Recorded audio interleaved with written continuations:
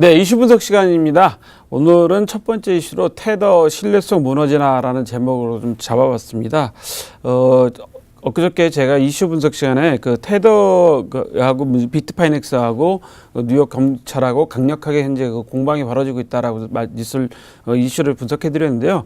왜 테더의 신뢰성이 무너지나라는 제목을 삼았냐면 테더가 실제로 해보니까 발행량의 74%만 현금이나 현금성 자산을 보유하고 있는 게 확인됐다고 합니다. 그러니까 테더가 1대1 그 스테이블 코인으로 발행되는 그 달러 기반인데 그동안에 그 테더의 그 현재 그 달러의 그 보유량이 정말 그대로 1대1로 갖고 있느냐라는 것에 대해서 많은 분들이 이제 그동안 그 의구심을 가지고 있었죠. 의구심을 가지고 있는 정도였었는데 이번에 그 테더하고 비트파이넥스하고 뉴욕 검찰이 뭐 이런 문제 때문에 이제 그 법정에서 다투다 보니까 테더 법률 대리인이 법정에서 인정했다는 거예요. 그동안 그 했던 주장하고 전혀 다른 거죠. 그 테더 대리인이 어떻게 얘기했냐면 은행도 100%를 보유하고 있지 않다, 현금을.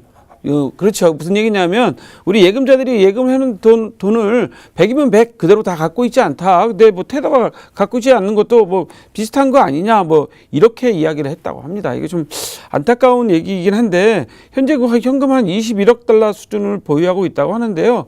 그 뉴욕 검찰이 지난번에 그 비트파이넥스 8억 5천만 달러 손실에 대해서 이야기하면서 이제 현재 그 뉴욕주 법원에서는 거래소를 이제 뉴욕에서는 하지 못하도록 하는 그런 현재 결정을 해서 현재 연방 대법원에 올라가서 이제 현재 다투고 있다고 하는데 이런 부분들이 무엇이 문제냐면 사실 여러분도 잘 아시다시피 그 보험회사 같은 경우는 지급여력, 은행 같은 경우는 뭐 지급준비율 같은 거 맞추는데 은행하고는 좀 다른 얘기죠. 보험회사 같은 경우도 이제 지급여력을 따질 때 어떻게 따지냐면 모든 계약자가 일시에 해약을 한다 했을 때 현재 우리가 갖고 있는 자산으로 이 계약자님들한테 돈을 다 돌려줄 수 있냐 갖고 그 지급 여력을 따지거든요.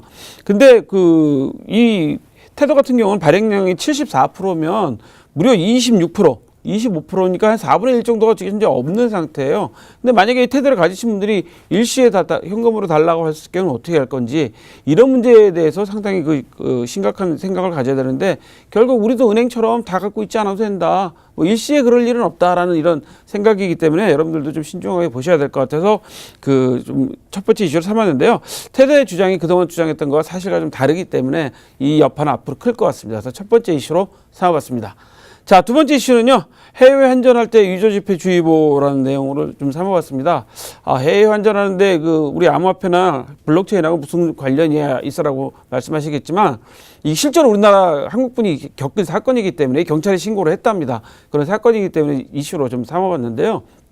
이탈리아에 가셔가지고 환전을 하셨답니다. 암호화폐를 본인이 갖고 있는 암호화폐를 이탈리아 현지에서 유로화로 환전을 하셨는데 그 유로화를 한국에 갖고 들어와서 그 환전을 하다 보니까 이게 다 위조지폐를 바꿔줬다는 거죠.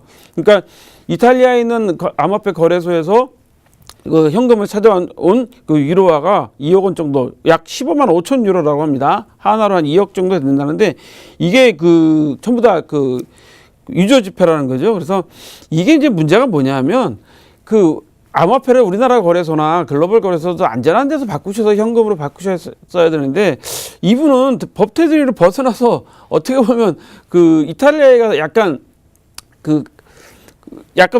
뭐라 그럴까요? 정상적이지 않은 상태로 바꾸신 것 같아요. 그래서 본인도 아마 고민을 많이 하셨던 것 같습니다. 그래서 신고를 했다고 하는데 법 테두리를 벗어난 비정상적인 것이면 신뢰성이 벗어나면 위험하다라는 걸 말씀드리기 위해서 정상적인 거래를 위한 암호화폐 환전하시는 부분이기 때문에 뭐 해외 환전 위조지폐 주의보가 문제가 아니라 암호화폐의 문제이기 때문에 오늘 두 번째 이슈로 삼아봤습니다. 자, 오늘 저희가 준비한 소식은 여기까지입니다. 참고로 본 방송에서 제공하는 정보는 투자 판단의 참고자료일 뿐이며 암호화폐 가치 또는 상승 하락을 보장하지는 않습니다.